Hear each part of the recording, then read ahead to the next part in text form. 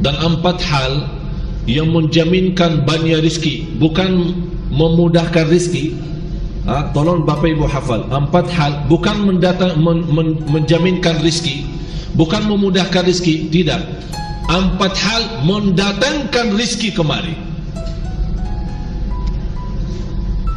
Dalam 4 hal bukan Allah kasih kemudahan berarti kita berjalan mencari rizki Allah kasih, tidak. Bukan dikasih kemudahan, tapi di mana saja kita ada, posisi kita di mana saja, Allah datangkan rizki kepada kita. Yang pertama, qiyamul lail, salat malam. Yang kedua, berbanyak istighfar waktu sahur. Kalau anda tidak salat malam, jangan tinggalkan istighfar waktu sahur. Waktu sahur kapan? Kira-kira 30 menit sebelum azan. Ada satu hadis dijelaskan waktu sahur, makan sahur kan? Tapi ada yang suka makan sahur jam 1, ada yang suka jam 2. Tapi menurut saya waktu yang tepat untuk makan sahur dikirakan membaca 50 ayat. Membaca 50 ayat. Kalau bagi kita 50 ayat ya setengah jam lah. Dah tahu bagi Bapak Ibu gimana? 1 jam ya bolehlah, 1 jam dah apa-apa. Ya tergantung lancar atau tidak. Tapi ukurannya seperti itulah, kurang lebih seperti membaca 50 ayat dari Al-Quran. Itulah namanya waktu sahur. Disitulah Allah sendiri memuji, Allah bangga dan senang terhadap orang yang sahur. Sampai ulama berkata, tidak ada ibadah yang terbaik di waktu sahur selain istighfar. Jadi boleh baca Quran, boleh salat malam, boleh zikir, boleh apapun, tapi yang terbaik istighfar.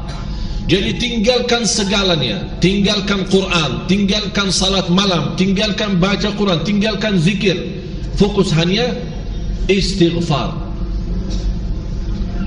Astaghfirullah wa atubu ilaih, termasuk istighfar Allahumma anta rabbi la ilaha illa ant, yang Bapak Ibu tahu sayyidul istighfar, yang terutama, yang paling luar biasa. Allahumma anta rabbi la ilaha illa anta khalaqtani wa ana abduka wa ana ala ahdika wa wa'dika mastata'at a'udhu bika min syarri ma sana'at abu'u laka bi ni'matika alayya wa abu'u bi dhanbi faghfirli fa innahu la yaghfiru dhunuba. Ya Allah, kalau kita fahami doa ini luar biasa. Oleh karena itu kata Rasulullah, barang siapa yang membaca sayyidul istighfar kemudian di malam hari dengan keyakinan dia meninggal habis baca istighfar, masuk surga. Masuk surga. Berarti ini salah satu doa yang menjaminkan dengan mudah masuk surga. Jadi 4 hal yang mendatangkan rizki, bukan kita mencarinya, dia yang datang kemari. Apalagi saat mencari lebih mudah. Qiyamul lail, salat malam. Tapi dalam bahasa, mohon maaf Bapak Ibu, dalam bahasa Arab disebut qiyamul lail, bukan salat. Tapi kalau diterjemahkan dalam bahasa kita salat. Tapi kenapa di situ qiyamul lail? Diberikan qiyamul lail, qiyam artinya berdiri. Berarti lama. Saking lama berdiri dikaitkan jadi qiyamul lail. Qumil layla ya ayuhal muzammil. Apa terus? Qumil layl, berdirilah saat malam. Berdirilah, bukan salatlah malam, tidak, berdirilah malam hari. Itu dahsyatnya di situ berdiri. Qiyamul layl. Yang kedua, berbanyak istighfar. Yang ketiga, berbanyak sedekah. Sebenarnya bukan istilah berbanyak sedekah. Kadang-kadang orang bersedekah 100 juta, udah saya sudah bersedekah 100 juta. Bukan itu. Bukan yang dimaksud berbanyak sedekah itu dari sisi uang itu banyak atau sedikit, bukan. Yang dimaksud rahasia sedekah, ta'ahudus sedekah, istiqamah bersedekah. Istiqamah. Itu tidak menjadi masalah besar maupun kecil. Itu tidak menjadi masalah. Karena bagi Allah tidak ada artinya besar maupun kecil. Kita tidak memberikan kepada Allah, karena Allah Maha Kaya. Tapi rahasia sedekah itu kita terus menerus sedekah. Siang, pagi, malam, siang, pagi, malam, pagi, besok, terus minggu depan. Tidak pernah berhenti. Setiap ada kesempatan selalu kita membawa sedekah. Itu namanya ta'ahudus sedekah. Ta'ahud kalau dalam bahasa sebuah janjian. Seolah-olah kita ada kontrak kerjasama antara diri dan apa? Dengan sedekah. Itu kata ta'ahud, ahad, berjanjian. Saya berjanji. Seolah-olah ada berjanjian antara kita dengan sedekah. Jadi tidak boleh terlepas dari berjanjian. Seolah-olah kita menghormati berjanjian. Bagaimana menghormati? Kita terus kerjasama. Kita beri, Allah ganti berkah sedekah. Kita beri lagi, Allah ganti masih terus. Kita beri, masih Allah terus ganti. Itulah dahsyatnya sedekah. Jadi Bapak Ibu, jangan nunggu hari tertentu, bulan tertentu, malam tertentu kita bersedekah. Jangan. Setiap kita merasa ada berita baik, ada berita maupun ada berita buruk yang menyakiti perasaan kita di rumah tangga kita, anak kita, suami kita, istri kita, apapun, langsung segera sedekah. Disitulah rahasianya. Ikatkan seolah-olah kita sudah membuat perjanjian antara diri dan sedekah dalam segala hal, hal senang maupun hal tidak, hal bahagia maupun hal sedih, hal bangga maupun hal lagi menghadapi kesusahan, kesulitan, selalu sehat dan sakit. Terus yang keempat, zikir, berzikir pagi hari dan sore hari. Berzikir pagi hari dan sore hari. Ini 4 hal Bapak Ibu. Berdiri malam hari, itu yang namanya tahajud, banjanya atau lamanya berdiri. Berbanyak istighfar waktu sahur. Yang ketiga, berbanyak sedekah. Sudah Bapak Ibu mengerti. Jadi istilah berbanyak sedekah bukan artinya harus banyak dari jumlah hitungannya, tidak. Yang keempat adalah berzikir di pagi hari maupun petang hari. Amman huwa qanitun ana al-laili sajidan wa qa'iman. Sajidan wa qa'iman. Jadi Bapak Ibu, saat kita berdiri lama, walaupun baca satu ayat, diulangi berkali-kali, walaupun baca surah pendek, tapi diulangi berkali-kali, tidak menjadi masalah. Bapak Ibu hanya hafal qulhu. Qulhu dibaca 3 kali, pahalanya seperti baca Al-Quran 30 juz. Ada seorang salih mengajak kawannya, sudah mendekati subuh, ayo bangun, salat malam dan baca sepertiga Al-Quran. Langsung orang itu menjawab, bagaimana saya baca? Sebentar lagi mau azan. Bacalah Qul huwallahu ahad. Salat malam dan Qul huwallahu ahad. Jadi Bapak Ibu, yang saya harap, jangan mensusah fikir, ya Allah saya mau baca apaan. Tidak usah susah fikir. Baca dan nikmati, yang penting nikmati bacaan. Walaupun Qul huwallahu ahad setiap hari. Kalau kita pusing baca, Allah tidak akan pusing mendengar. Malah Allah paling senang mendengar bisikan bacaan dan bisikan doa kita malam hari. Allah paling senang mendengar bisikan doa munajat kita malam hari. Itu luar biasa.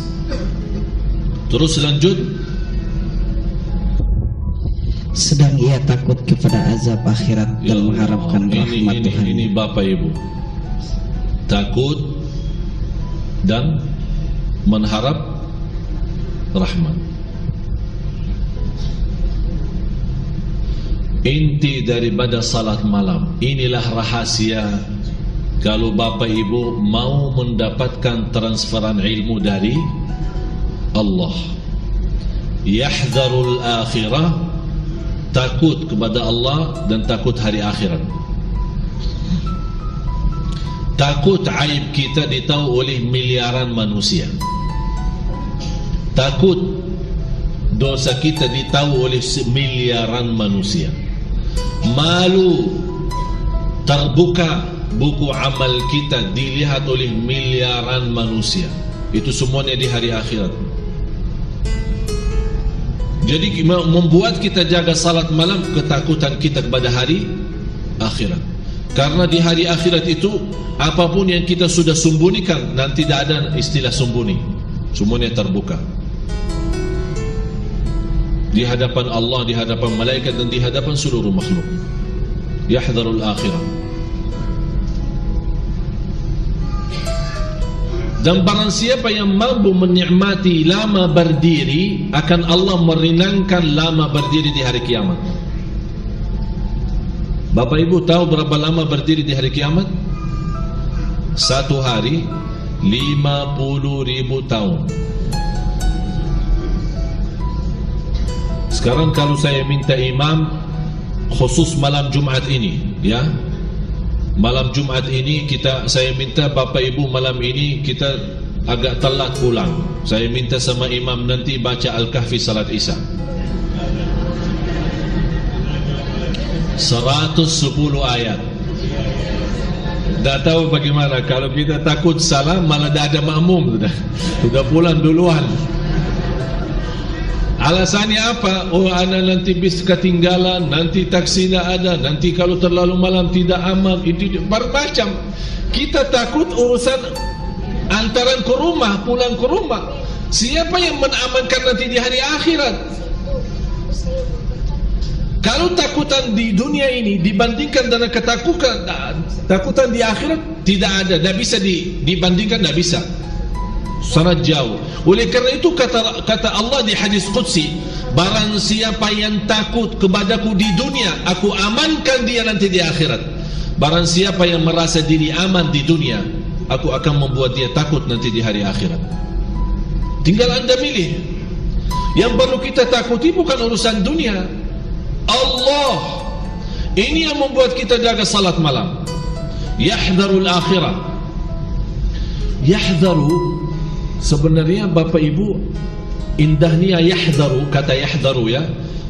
Maaf, apa bahasanya? Sedang dia takut. Sedang dia takut kepada azab akhirat. Ada bahasa yang bisa terjemahkan bahasa Arab. Yahdhar. Yahdharu diterjemahkan takut. Padahal lebih sensitif, ya. Lebih itu yahdharu apa, ya? Hati-hati, waspadalah, waspada. Kalau boleh saya bilang lebih waspada itu menurut saya itu lebih daripada takut. Jadi bukan hanya kadang-kadang kita takut belum tentu waspada, tapi saking waspada betul-betul perhatiannya luar biasa kepada akhirat. Jadi setiap akhirat. Jadi terus terbayang selalu akhirat. Ini yang membuat kita saking waspada, saking betul-betul berhati-hati. Itulah yang paling kata yang cocok, kata yahdharu, yahdharul akhirah. Agar seimbang Bapak Ibu, karena Islam menanjurkan jangan takut sampai putus asa. Itu yang dilarang oleh Islam. Kadang-kadang saking banyak dosa kita, sudah terbayang akhirat, sudah betul-betul waspada, ingat dosa lalu, akhirnya lama-lama saking tinggi takutnya, ya Allah, terus bagaimana dosa lalu saya? Apakah diampuni atau tidak? Apakah dapat rahmat tidak? Ayat selanjutnya memberikan seimbang. Yahdharul akhirata wa yarju rahmata rabbih. Ya Allah, Bapak Ibu mohon maaf kalau saya mau teliti, ya, setiap kata, setiap ayat, setiap kalimat, setiap huruf. Barangkali sampai subuh belum kita selesai satu ayat ini, belum tentu selesai. Allah, wa yarju rahmat Rabbih.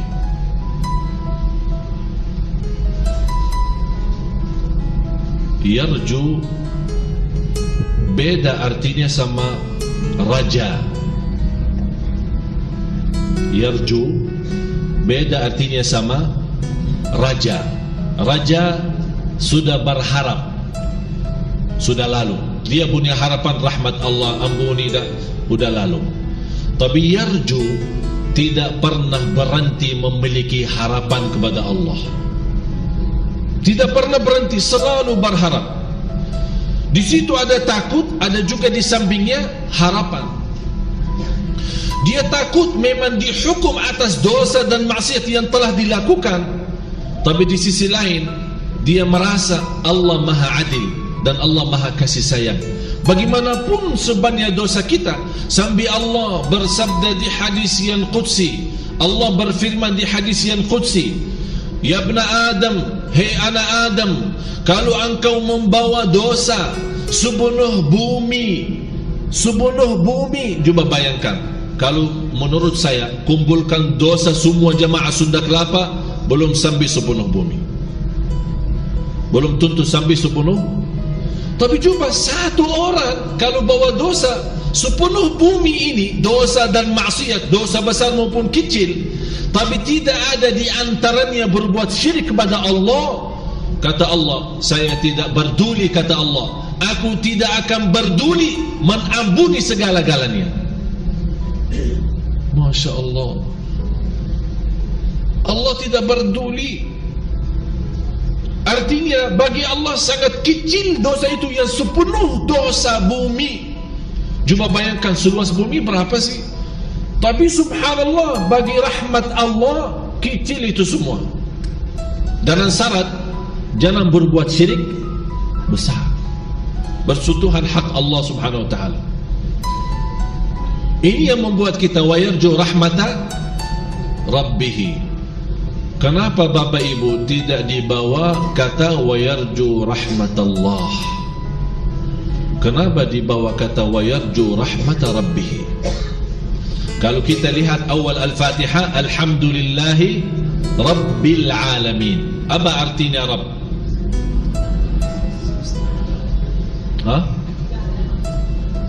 Menjaga. Kata Rabb itu apa artinya? Tuhan. Enggak.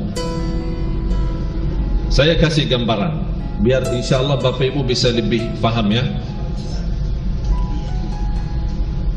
Orang tua punya anak, segala kebutuhan anak diberikan oleh orang tuanya.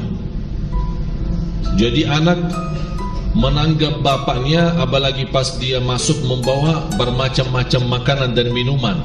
Karena anak itu tidak tahu istilah Tuhan atau Allah, dia menganggap bapaknya segala-galanya. Rizki bapak, mainan bapak. Dia datang dari luar membawa banyak macam-macam. Seolah-olah anak itu sudah merasa segala kenikmatan dan kebutuhan oleh anak itu ditutupi dan dipenuhi oleh ayahnya. Segala kenikmatan, segala rahasia, segala kemuliaan semuanya dari ayahnya. Oleh karena itu dinamakan Rabbul Bait. Rabbul Bait artinya Rabb rumah tangga. Rabb artinya kepala. Seolah-olah karena segala-galanya untuk anaknya adalah dari dia. Yang mendidikkan anak itu, yang membesarkan anak itu dengan segala rezeki yang dia bawa kemari untuk anak itu. Oleh karena itu dinamakan Rabb. Tapi kalau kita kata Rabb sendiri maksudnya Allah. Tapi kalau misal kita bilang Rabbul Masjid atau misal Rabb rumah, apa artinya Rabb rumah? Kepala rumah yang bertanggung jawab segala-galanya. Misal Rabb mobil, apa artinya Rabb mobil? Yang punya mobil. Tapi kalau kita bilang Rabbul Bait, kalau di surat Quraisy kan ada ila fihim rihlatash falyabudu rabb hadzal bait. Istilah kata Rabb memang dalam bahasa Arab, Rabb itu kalau datang sendiri maksudnya Allah. Tapi kalau ada sebuah kata yang diikutnya belakang, itu bisa rubah makna. Di sini kata wa yarju rahmata rabbih. Rabbih ini kan ada hak. Seolah-olah kita di sini mengakui tidak pernah terputus harapan kita kepada Allah sebagai segala nikmat yang aku miliki itu dari Dia. Segalanya dari Dia, lahir batin saya dari kecil sampai besar dari Dia. Oleh karena itu saya bilang Rabbi.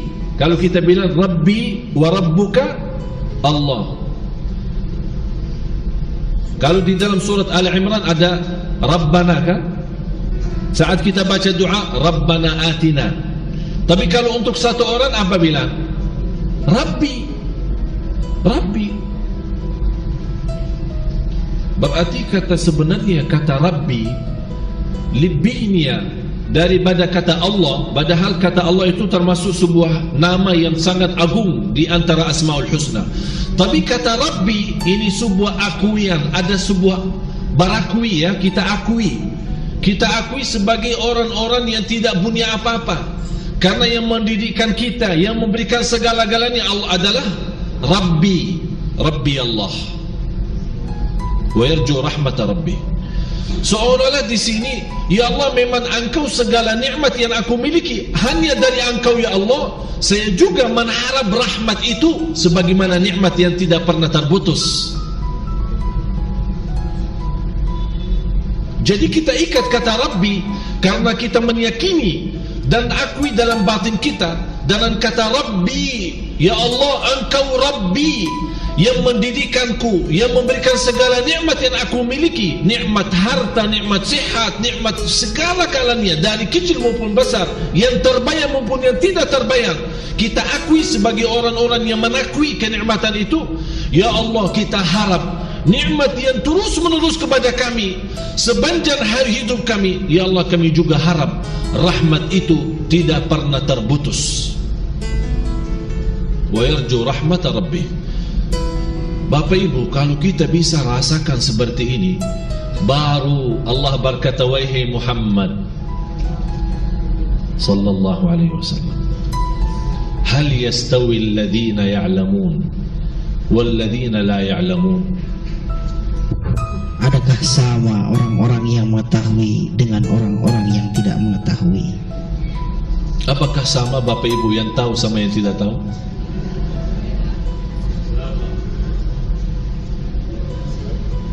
Manusia terhadap ilmu 4. Manusia terhadap ilmu 4 golongan, 4 kelompok. Yang pertama, dia tahu dirinya belum tahu. Ini maaf ya, bahasa mungkin agak sedikit aneh ya.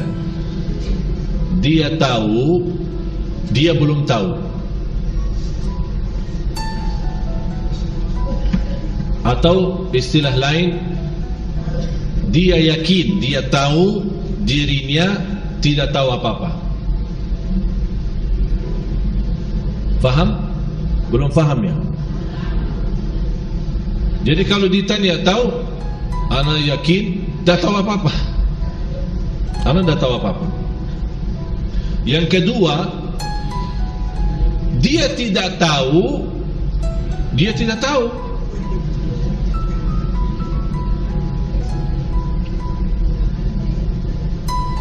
Ini juga menjadi masalah. Dia tidak tahu dirinya, tidak tahu apa-apa. Yang ketiga, dia tahu dirinya tahu. Dia tahu dirinya tahu. Terus yang keempat kira-kira apa?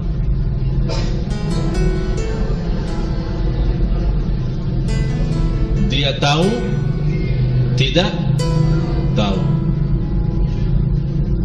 Sekarang kira-kira kita dari yang mana? Apakah tahu diri tidak tahu? Apakah tidak tahu diri tidak tahu? Ini musibah ini.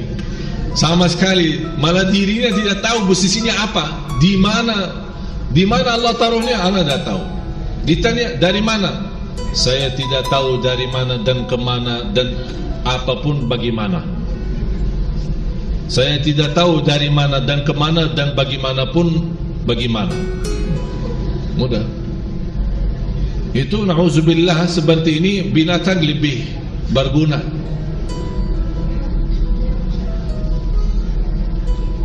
Yang pertama, dia tahu dirinya tidak tahu.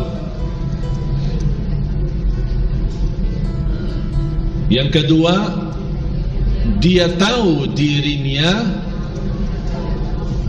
dia tidak tahu dirinya tidak. Ini musibah. Mudah-mudahan tidak ada di antara kita yang tidak tahu dirinya tidak tahu. Yang ketiga, dia tahu dirinya tahu.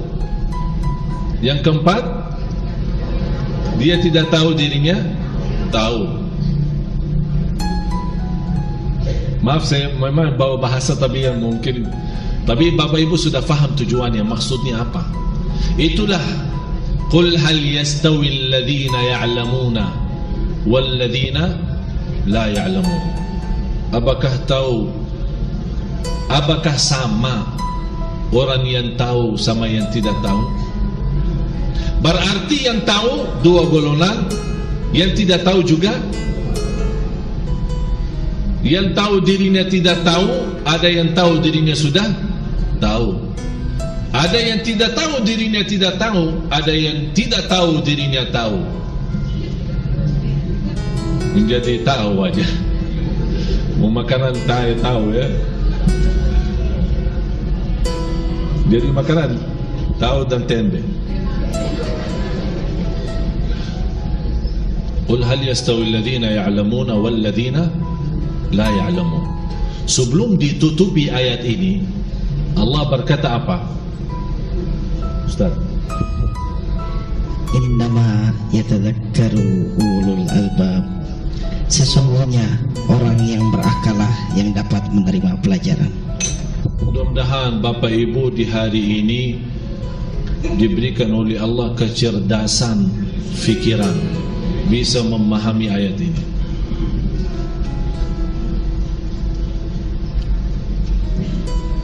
Menurut saya, kalau kita benar-benar mau memperbaiki kehidupan kita dan juga mau memperbaiki negeri kita, kuncinya salat malam.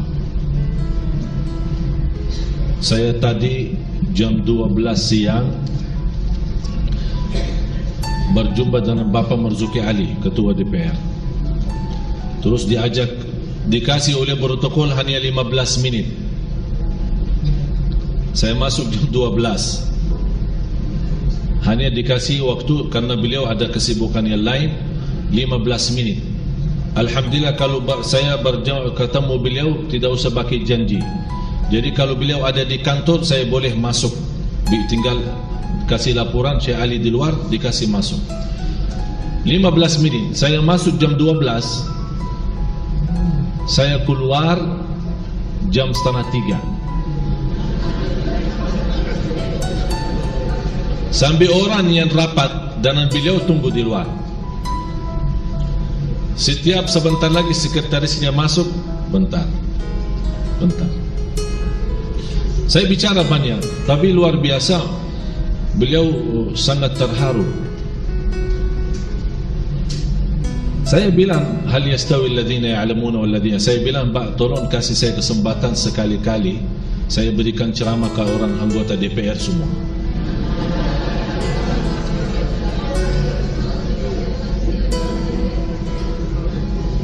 InsyaAllah dengan pertolongan Allah keluar dari DPR semua nangis. Tapi nangisnya yang insyaAllah yang rubah hidup mereka. Bukan nangis yang tapi habis nangisnya malah hilang sandal. Ada satu cerita, seorang salih khutbah Jumat. Khutbah yang membuat jamaahnya nangis, terharu, tersentuh. Begitu bubar dari salat Jumat, malah hilangnya sandal imamnya hilang. Dia heran, kalau memang semua jemaah nangis, yang curi sandal saya siapa sih? Jadi kan nangis bermacam-macam.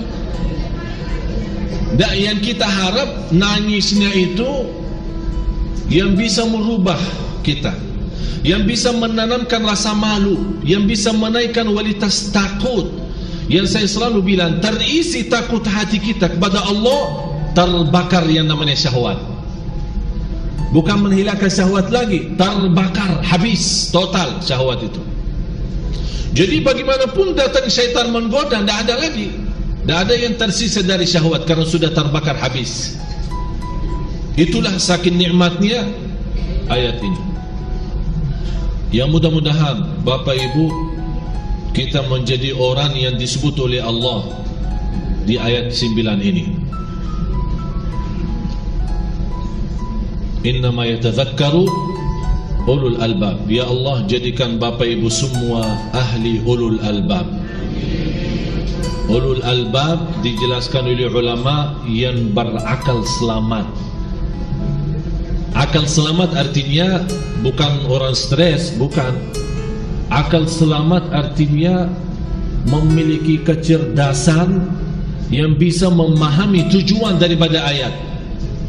Oleh karena itu Bapak Ibu, saya harap saat anda nanti malam salat malam, apalagi malam Jumat, saya minta semua jamaah mulai malam ini kita bikin sistem baru salat malam. Mudah-mudahan karena malam ini malam Jumat dan malam berkah, kita harap mulai malam ini Allah rubah segala-galanya ke depan.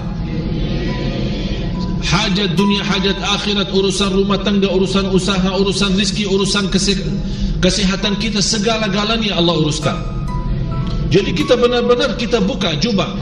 Saya yakin kalau Bapak Ibu masuk, apalagi malam Jumat, malam yang penuh barakat dan rahmat, di waktu sahur sebelum subuh, kira-kira 1 jam atau setengah jam saja, tidak usah lama, 2 rakaat tapi dengan nikmat, dengan enak, senang, rasakan, terasa kita berdiri di hadapan Allah dengan rendah hati, dengan tawadhu, lembut, dan merasa merindukan segera sujud karena habis lama berdiri. Saya yakin akan Bapak Ibu malam besoknya, walaupun capek, walaupun ngantuk, walaupun mau tidur, Allah kasih energi untuk kita bangun salat malam lagi.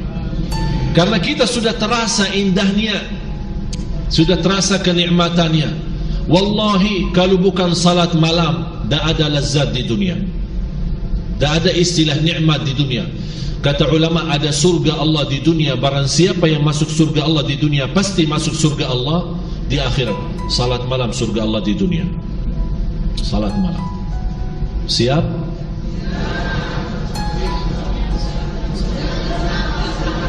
Masih ada yang bilang insyaAllah.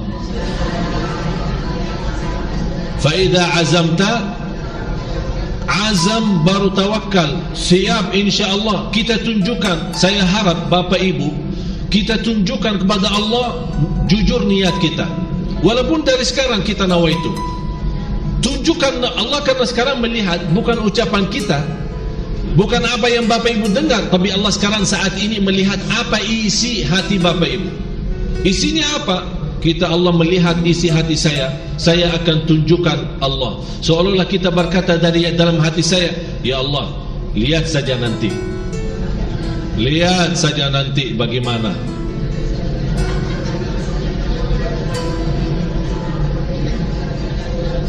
Maksudnya apa? Lihatlah nanti saja. Kita tunjukkan sebagaimana kita tunjukkan kepada, kita tunjukkan, ya Allah, kalau engkau memang mau melihat, nanti saya tunjukkan malam hari. Lihat segala-galanya dari aku, ikhlas, khusyuk, dan luar biasa keistimewaan. Disitulah Bapak Ibu, wallahi saya yakin, begitu anda salat subuh dan buka hari baru, sungguh akan menjadi berbeda dalam segala perasaan kita. Mau coba? Nanti malam, lapangannya nanti malam. Disitulah kita tunjukkan kepada Allah. Mudah-mudahan dengan kejujuran Bapak Ibu, dengan keikhlasannya Bapak Ibu, Allah buka hati kita semua, diberikan kecerdasan pikiran agar kita bisa menikmati dan memfikirkan. Saya mohon, sebelum kita bubar acara ini, saya mohon semuanya malam ini memberikan sedekah agar bisa dipimpin oleh Allah nanti malam untuk salat malam. Semuanya. Kalau ada kota amal silahkan isi. Kalau tidak ada kota amal, bagaimana tolong diaturkan panitia-panitia masjid Saya minta semua, berapapun sedekahnya, kecil atau besar silahkan, tapi dengan niat, ya Allah saya mohon diberikan kepada saya kekuatan untuk nanti malam agar saya tunjukkan yang terbaik. Saya akan tunjukkan diriku apa dan siapa kepadamu ya Allah. Mudah-mudahan dalam sedekah berkahnya malam ini, apalagi malam Jumat, akan Allah tunjukkan dahsyatnya dan keindahannya salat malam. Disitulah kehidupan kita insya Allah ke depan menjadi istimewa dan berkah. Amin ya Rabbal Alamin. Mohon panitia tolong, mana panitia masjidnya? Tolong dibantu. Mau pakai sarung saya pakai, pakai sarung saya.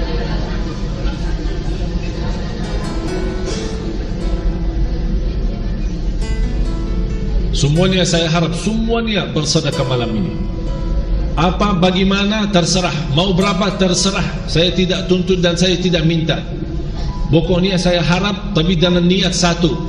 Ya Allah kasih saya kekuatan dan taufikmu agar saya nanti tunjukkan kata sajidan wa qa'ima sebagaimana ayat ini. Dan mohon Bapak Ibu nanti kalau Bapak Ibu sudah pulang ke rumah, sebelum Anda tidur baca ayat ini, surah 39 ayat 9. Baca sambil nikmati, sambil rasakan, sambil hayati, kemudian tidur. InsyaAllah lihat tidur yang indah. InsyaAllah lihat tidur yang indah. Sarung saya jangan bawa jauh dong. Semoga apa yang saya sampaikan bermanfaat. Semoga bagaimana kita sama-sama berkumpul di sini, mudah-mudahan diberikan oleh Allah kemuliaan, sama-sama jumpa lagi di surga Allah bersama Nabi Muhammad sallallahu alaihi wasallam. Ya Allah ya Tuhan kami, berilah kepada Bapak Ibu taufikmu ya Allah agar bisa istiqamah salat malam. Dengan berkahnya salat malam dan keindahan salat malam, kita mampu memiliki kehidupan yang bahagia, rumah tangga yang sakinah mawaddah rahmah, dan segala kesulitan dan kesusahan dijauhkan oleh Allah dalam salat malam. Ya Allah kuatkanlah kami agar istiqamah salat malam. Ya Allah berilah taufikmu. Ya Allah berilah kepada kami taufikmu agar mampu menjaga salat malam dengan seindah-indah ayat ini ya Rabbal Alamin. Agar kami mendapatkan ilmu langsung darimu ya Allah, ilmu laduni ya Allah, ilmu ma'rifat ya Allah, birahmatika ya Arhamar Rahimin. Ampunilah segala dosa kami, ampuni kekurangan kami, dan tutupi aib kami.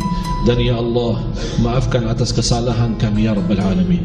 Ampuni orang tua kami ya Allah, ampuni orang tua kami, dan ampuni saudara kami muslimin muslimat, mukminin mukminat yang hidup maupun yang telah wafat. Ya Allah aku mohon dengan nama-Mu yang agung dan mulia untuk Bapak Ibu, ya Allah jauhkan wajah Bapak Ibu dari neraka Jahannam ya Allah. Ya Allah jauhkan wajah Bapak Ibu dari neraka Jahannam ya Allah.